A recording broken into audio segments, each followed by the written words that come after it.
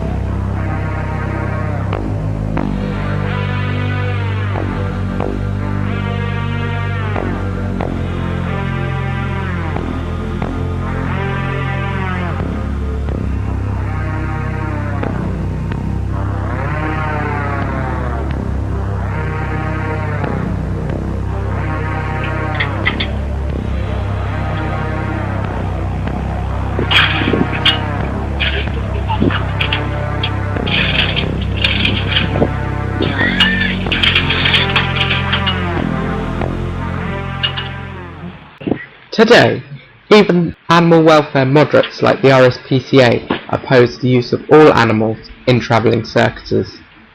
The RSPCA notes, whilst being transported from site to site, animals are exposed to human handling, noise, vibration, cage movement and confinement, all of which cause considerable stress.